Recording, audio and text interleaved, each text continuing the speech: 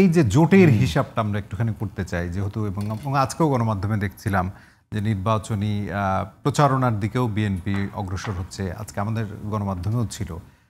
যুগপৎ আন্দোলনের সঙ্গী দলগুলোকে নিয়ে এবং অক্টোবরের মধ্যে প্রার্থী তালিকা প্রকাশের একটা চিন্তাভাবনা বিএনপি করছে এবং যুগপৎ আন্দোলনের সঙ্গী দলগুলোকে 50টি আসন ছেড়ে দেওয়ার কথাও শোনা যাচ্ছে। বিএনপির জোটের জায়গাটা বলবেন, আমি অন্যান্য বিষয় একটু ছোট করে জানতে চাইব। বিএনপি জোটের ব্যাপারে তার অবস্থান স্পষ্ট করেছে, জামাত ছাড়া সবার সাথে নির্বাচনী অ্যালায়েন্স হতে পারে। এখন কে কয়টা, কারণ কি বিএনপি যেহেতু জামাত যেহেতু প্রথম শ্রেণীর রাজনৈতিক দল হয়ে গেছে, এই কারণে মানে একটা সময় না এখানে এটা তাহলে আমি পরের প্রশ্নটার উত্তর দিতে হবে। পরে একটা রতন ভাইয়ের কথা সূত্র ধরে সাপোর্টিভ কথা বলতে চাইছিলাম। আমরা জামাত ছাড়া সমস্ত রাজনৈতিক দলের সাথে অ্যালায়েন্স হতেই পারে। কেন জামাতের সাথে হবে না এই ব্যাখ্যা হয়তো কোনো এক সময় দিব।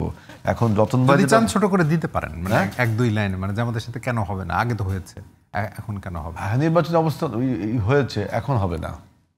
এটা কোনো এক সময় হয়তো আমরা বলবো এগুলো।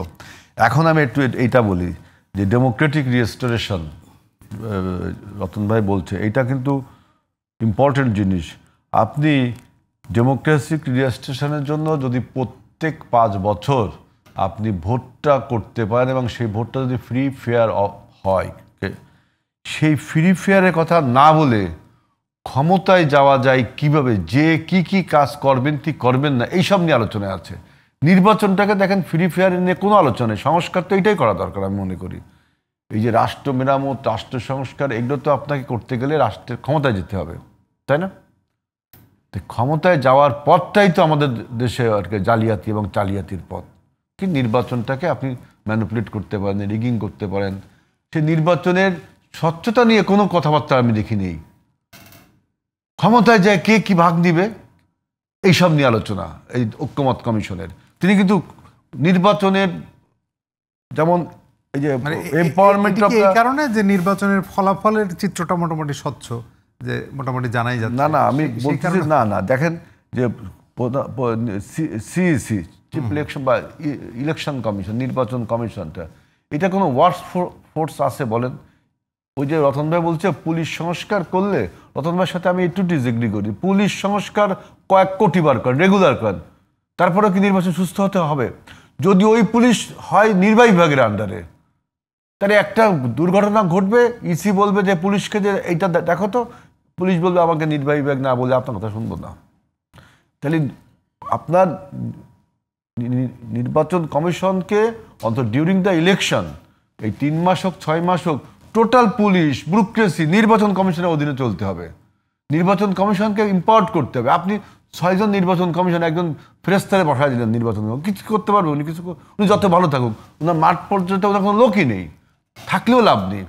ওয়ার্ক ফোর্সটা তার হলো আপনার সরকারকে দিতে হবে, তার নির্বাহী বিভাগের, তার ল এনফোর্সিং এজেন্সিস, এইগুলোকে নির্বাচন কমিশনকে পাওয়ার করে, তাই না? আপনার টিএন সেশনের নির্বাচন কমিশন ছিল ভারতের, তাই না?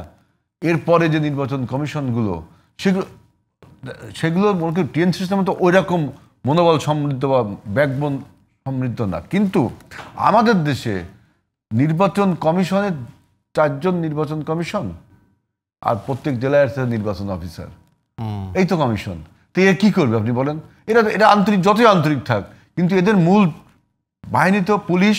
পুলিশের ইন্টারনাল সংস্কার করলে আপনি ওই পুলিশ যত খারাপ হোক, ওর যদি কর্তৃপক্ষ থাকে ওই নির্বাচন কমিশন, তাকে স্যাক করার, তাকে প্রমোশন ডিমোশন অন্তত ওই 3 মাস এই দায়িত্বটা দেওয়া যায়, তাইলে কিন্তু আপনার নির্বাচন কমিশন যদিও না। এবং রাজনৈতিক কর্মীরা এরাও যদি একটু আপনার তাদের সরব উপস্থিতি মাঠে থাকে, নির্বাচনের মাঠে জনগণেরও যদি সরব উপস্থিত থাকে, তাইলে কিন্তু আপনার, এখন তো ডিজিটাল যুগ, চুরি করলেই আপনি ধরা পাবেন।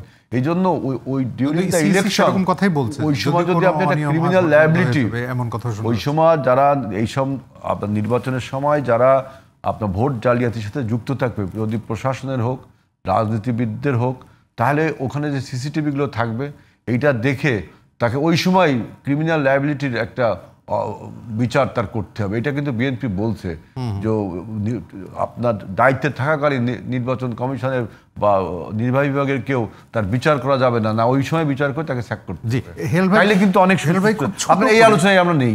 জোটের জায়গা থেকে ছোট্ট এই যেটি আমি বলছিলাম যে 50টি আসন যুগপৎ আন্দোলনের সঙ্গী দলগুলোকে, মানে আপনি কি মনে করেন যে বিএনপির এখন যে অবস্থা আর কি সাংগঠনিক জায়গায় এবং সব জায়গায় যে জয়ী হওয়ার একটা মানসিকতা নিশ্চয়ই আছে দলের মধ্যে, সেটি থাকাটাই স্পিরিট, এই 50টি আসন কি ছাড়তে পারবে বিএনপি, মানে তার যুগপৎ আন্দোলনের সঙ্গীদের পারবে আপনার মনে হয়? 50টি আসন ছাড়তে পারে, তার থেকে বেশিও তো ছাড়তে পারে, মানে বৃহত্তর সাথে, যেহেতু বিএনপি বলেছে দেখেন যে after the election we will make a national government, তাই না? অর্থাৎ জাতীয় ঐক্যের কথা আমরা বলছি যে পরবর্তী সরকারটা হবে মেইন চ্যালেঞ্জ। এখন যে চ্যালেঞ্জটা আপনি পার করছেন, যে নির্বাচনের অনিশ্চয়তা দূর করে নির্বাচন করলেন, সে নির্বাচন ফ্রি ফেয়ারই করলেন, ক্রেডিবলও করলেন, তারপরের যে সরকার সে কি পাচ্ছে? উত্তরাধিকার সূত্রে একটা ফ্র্যাজাইল ইকোনমিক্স, আপনার একটা সামাজিক অস্থিরতা, রোহিঙ্গার ক্রাইসিসটা আপনারা কেউ অ্যাড্রেস করছেন না, ওইখানে যে মানবিক বিপর্যয় চলছে, এবং এর ফলে এই 17 লক্ষ রোহিঙ্গা যদি আমাদের এই যে সাধারণ মানুষের সাথে মিশে আপনার এই যে আপনার অফেন্সের সাথে বিভিন্ন রকম ক্রিমিনাল অ্যাক্টিভিটিতে জড়িত হয়ে যায়, বাংলাদেশের সামাজিক সমস্যা কীভাবে তৈরি হবে? আপনার এই যে, এবং তাই হচ্ছেও তাই, এখানে বিদেশি যে আপনার অনুদানগুলো আসতো সেটাও কিন্তু কম হয়ে যাচ্ছে, তাই না? সুতরাং এই যে আগামী সরকার এই চ্যালেঞ্জগুলো মোকাবেলা করতে গেলে অন্য অন্য রাজনৈতিক দলকে নিয়েই মোকাবেলা করতে হবে। এই জন্য আমরা বলছি আপনাদের ইলেকশন আমরা একটা ন্যাশনাল গভর্নমেন্ট করব, সেখানে 50টি আসন আপনার থেকে বেশি আসন থাকতে, সেটা হয়তো বিএনপি, এটা আমার নিজের ব্যক্তিগত অবস্থান।